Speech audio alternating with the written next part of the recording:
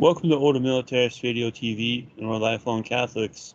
And what we do is all for free, and for the love of Jesus Christ, and for our Holy Mother, the Church. And we'll defend our Holy Mother, the Church. Today we've been talking about, are the Cardinals in the college intelligence agents? And with Brother Alexis Bonallo. Thank you, AJ, for having me on Older Militarist Radio TV. Always a pleasure to be on your Catholic station, which discusses all things in the light of our Holy Catholic faith. We're cradle Catholics, so we're not converts that were once some other religion telling you how to believe as Catholics. But we are Catholics so that we can talk about, we're Catholics from the cradle, so talking about corruption in the church doesn't scandalize us to leave the church. Because we'll be Catholics our whole lives, we'll never leave the church.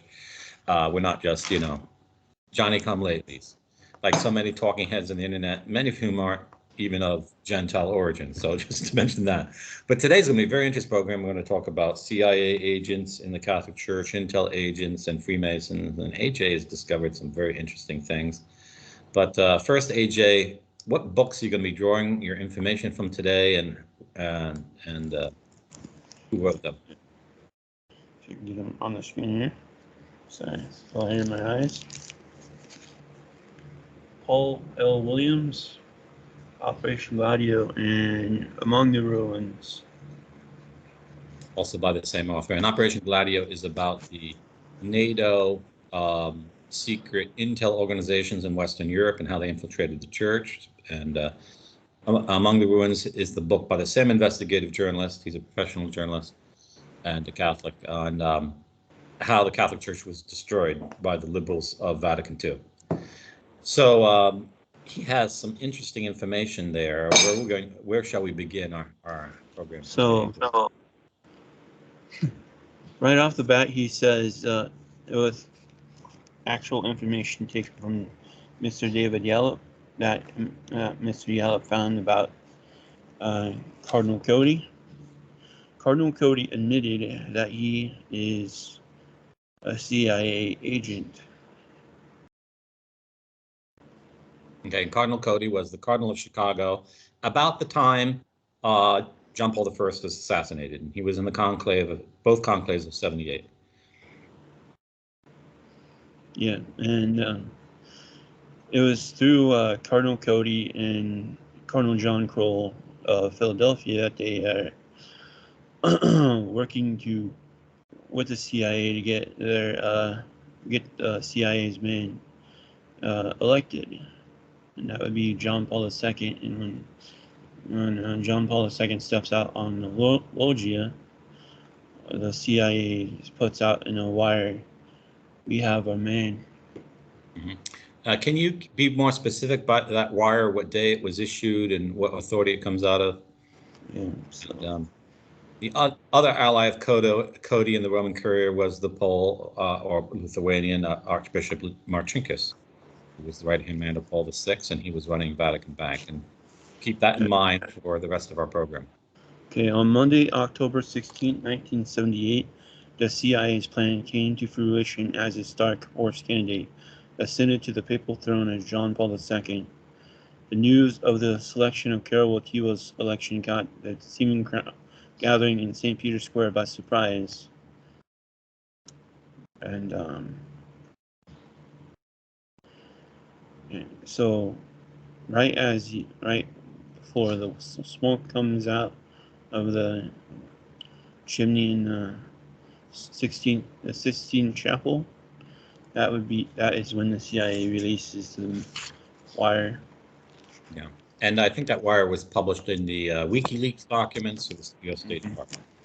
So we're going to now ask questions about who else might have been an agent, and when it traces through associations of bishops. So, AJ. Okay, so we have Cardinal Francis Spellman, who worked with the CIA. Mm-hmm. Was he also in the conclave of 78? I believe so. Mm-hmm. Then we have Giovanni Battista Montini, was Okay. the CIA's anointed candidate for the papacy. Okay, that was the conclave of 63, and you know him as Pope Paul VI. And it was later discovered by Ronald Fleming that the election was rigged by the CIA to make sure Paul VI was elected. Mm-hmm. And AJ in previous shows has shown how the CIA was totally behind Vatican II. They put down the money for it. They got the whole thing going and manipulated the narrative. So it was absolutely essential to their plan that they get their man elected to continue the council.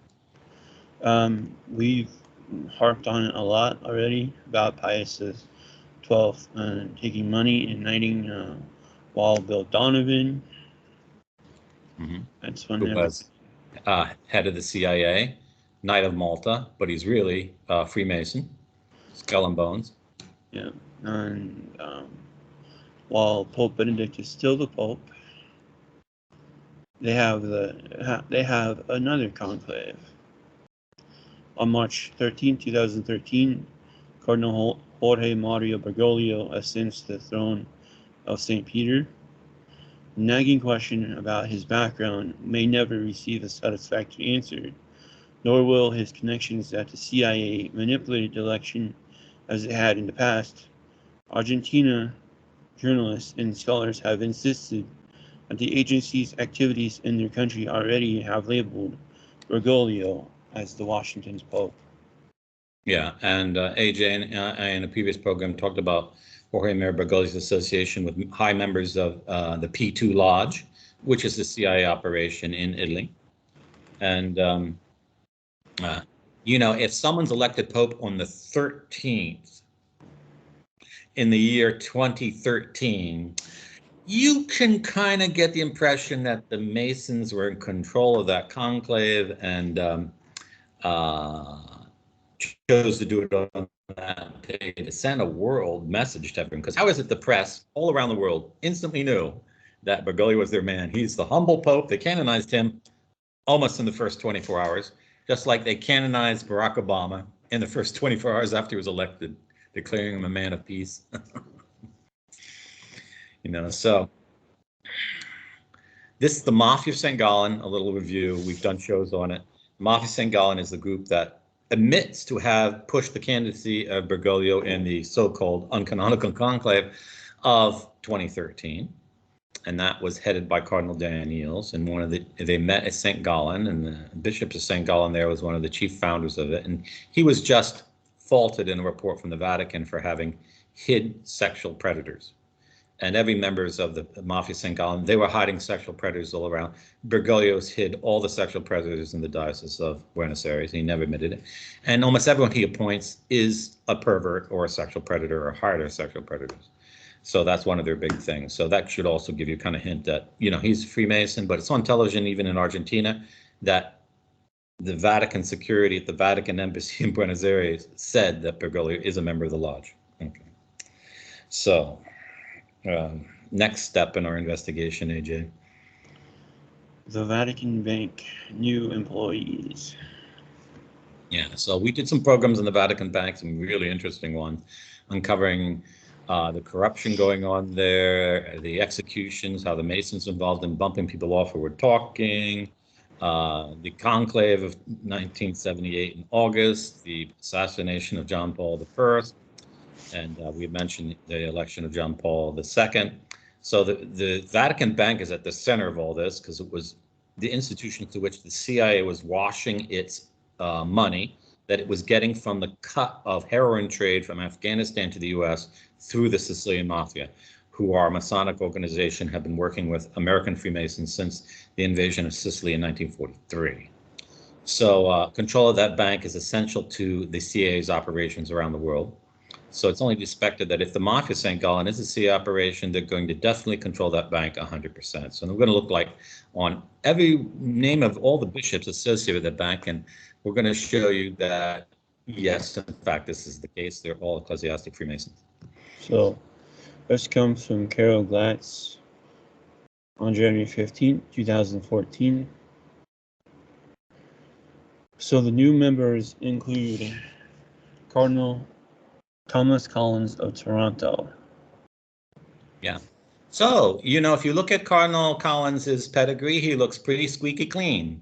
Except if you look at one of his co-consecrators, you'll trace it all the way back to Cardinal Monaco La Valletta, who traces his lineage back to the founder of ecclesiastical Freemasonry in Italy, who is Archbishop Marcantonio Conti of the House of the Conti of Segni. Remember that, Segni, Cardinal Bishops of Velletri, who himself, while Cardinal da Gama was visiting Rome, got himself consecrated by him, which is like, why would you have a Portuguese cardinal consecrate you when he's visiting Rome just for a few days? Why don't you get anyone in Italy to do it? And why? Because Cardinal da Gama descends from Novo de Cunha Atier, who was the first member of the ecclesiastic hierarchy recruited by the Freemasons in the Portuguese royal family way back in the 1720s. And if you're looking at principal consecrators, just to show you, when someone in the Catholic Church is consecrated a bishop, he has the principal consecrator, and then he has two other bishops that assist. So the highest quality episcopal lineage goes through the principal consecrators, and you can go Nuno de Cahinde Atadi, Bishop de Almeida, Bishop Dantas Barbara, Cardinal da Gama, Archbishop Conti. That's a first-class lineage. Then Conti is a second-class consecrator, Cardinal Mattei, but then you will go first-class lineage, Cardinal Galafei, Cardinal Fransoni, Cardinal Sacconi, Cardinal Henry of Norfolk, Cardinal Rampolla di Tindaro, all the way down to Bergoglio. It's first-class lineage. So that's why Bergoglio is the Pope. It's not, and this is why he was elected in 2013. It's because he has the highest lineage Masonic in the Masonic Episcopal hierarchy in the Catholic Church. This is the Masonic Lodge. Everyone else talks about Masonic infiltration in the church. Only here on Ordo Militaris Radio TV, we actually name them and identify them. Whereas the second-class lineages come from Marco Antonio Conti through Beni, Salatia, Bonald, Jerfin, Doslet, Mirolan, Salois, Langare, Richard de la Verne, and Cardinal Gasparri and things like that. So actually, if you look at it, all the cardinals around Pius X pretty much were ecclesiastic Freemasons. And we will see that at the Vatican Bank, this is the case too. Next. Cardinal Pietro Parolin. Yeah, Parolin traces back through his co-consecrators to House of Rampolla. French Cardinal Jean-Louis Terrorin. Terran traces back to Monaco La Valletta, I believe, and he is the kingmaker of Cardinal Rampolla. He's the one who got all his cardinals to vote for Rampolla in the conclave of 1904. We have Austrian Cardinal Christoph Schönborn. He is Rampolla. Spanish Cardinal Santos Abreu Castillo of the Basilica of St. Mary Major. His co-consecrator is Rampolla. He is one of the Mafia of St. Gallen, named by the author of the Pope Francis, the Great Reformer, that British journalist who wrote the book. Then 4 cardinals that replace Cardinal Bertoni at the bank is the main one, Telesfori Topo of Ranchi, India. Yeah, this is a really interesting guy. Telesforos Topo. It's Greek, but he's from India, and this guy has all the trump cards in ecclesiastic dignity.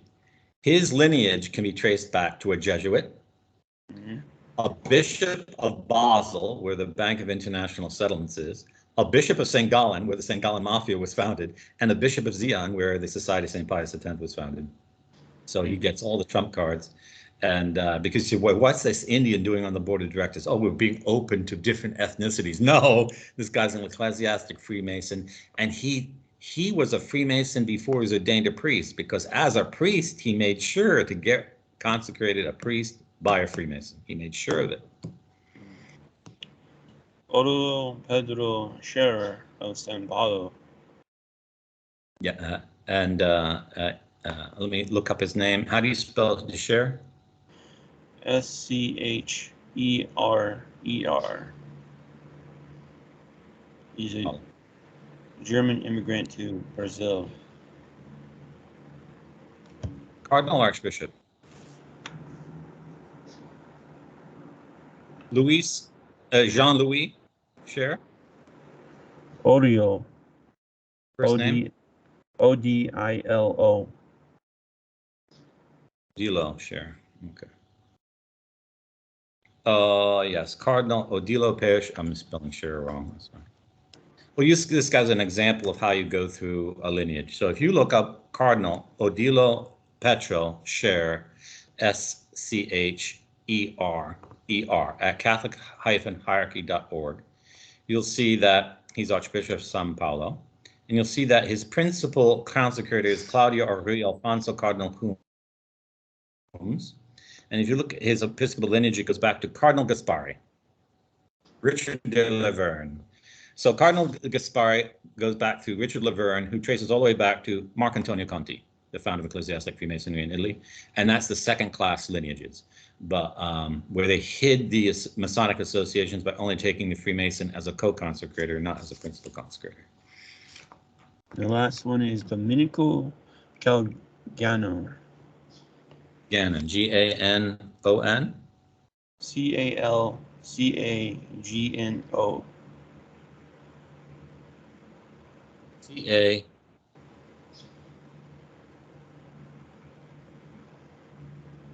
Could you spell that again, AJ? Calcagno. Okay, Calcagno. And his first name? Domenico Cardinal Calcagno. So if you go to him in Catholic Hierarchy, you'll see that he's listed as President Emeritus of the Administration of the Patrimony of the Apostolic See. You'll see that his principal consecrator is Dionigi Cardinal Tettamanzi of Genoa. And you'll see that his principal lineage goes back to Pope John Paul II, who was a CIA agent. But let's just, and as far as we know, Pope John Paul II's consecration doesn't go through any Freemasons, but we haven't yet investigated Freemasonry in Poland. But let's look at his co-consecrators. One is Cardinal Giovanni Canestri, and Canestri goes back to Gaspari, who is ecclesiastic Freemasonry, as I mentioned before. Let's look at the other one. Archbishop Paolo Romeo of Palermo, and he's a John Paul II. But let's look at his co-consecrator Somalo. Somalo is Cardinal Velo, who is also Rampolla. So all these people have, if they don't have it in their main line, they have it in their second line, the ecclesiastic Freemasons. And that's the end of the list, but before we go, everyone's still burning mad about Cardinal Wilton Gregory and into the Latin masses in Washington D.C. But he was ordained a priest by Cardinal Cody. CIA agent. So Wilton is probably CIA too. Mm-hmm. Okay. So if we reflect on these facts, we see that very important decisions in the Vatican are not being made for ideologic reasons. These people aren't being named because they're socialists, communists, Marxists, or it's not being, it has nothing to do with not being discriminated, being diversified. Let's get people from all around the world. These are decisions being made in a Masonic lodge of ecclesiastic Freemasons who are debating over who should be in control of the money because their lodge helped the current regime get into power. And they're calling their cards in, going back 2-3 centuries, saying, you've got to put our man on the board because we helped your guy get elected a century ago. This is how serious, how important ecclesiastical lineages are to the Freemasons in the Catholic Church. This is not just happenstance. Whom they choose to be ordained as a bishop, or consecrated as a bishop or priest or deacon, these are all important decisions. Now, this doesn't mean that your average priest or bishop is a Freemason if one of these people consecrated him. But it does, for those who are of the craft, it's important. It's how they signal their predominance in the Masonic hierarchy. And this has big implications because where is the money that Catholics send to the Vatican going? Mm-hmm. Where is it being invested, and for what purpose? Do you think it's just happenstance that Pope Francis yesterday afternoon gave the opening talk to the Bill Clinton and Hillary Clinton Foundation? That is not a coincidence. And we've often said that it's clear that Bergoglio is a CIA agent. So, and he actually comes into power during the while Hillary Clinton is Secretary of State, at least while she was collaborating with it. And this was during Barack Obama's regime. So if a homily of Pope Francis sounds like a speech by Barack Obama, that is not a coincidence. It could be Barack Obama wrote that speech. And Pope Francis is just reading it. Yeah. This is just the first of 2 shows. Next time when we come back, we'll give you an even bigger list of names about who are members of the hierarchy who are sodomites. Okay, so we're exposing everything here at Ordo Militaris Radio TV. If you like these programs, help AJ out by making a generous contribution to his studio fund. He does lots of programs, and he has lots of viewers. He's over 10 million right now, AJ. So congratulations. But people do a lot of listening, but there's not much gratitude there. So some big thanks to those who gave in August. AJ's fundraising went from like 2,400 in 2 years, and now it's like 3,800. But he's a long way off to his goal of 200,000. So, which will go to a charity, which will build a studio so he can do professional quality programs without static and nice graphics and stuff like that. So, if you'd like to help this handicapped Catholic warrior who is homebound, please consider a donation to his studio. Yep. This is Ordo Militaris Radio TV signing off. Deus Volt. Deus Volt.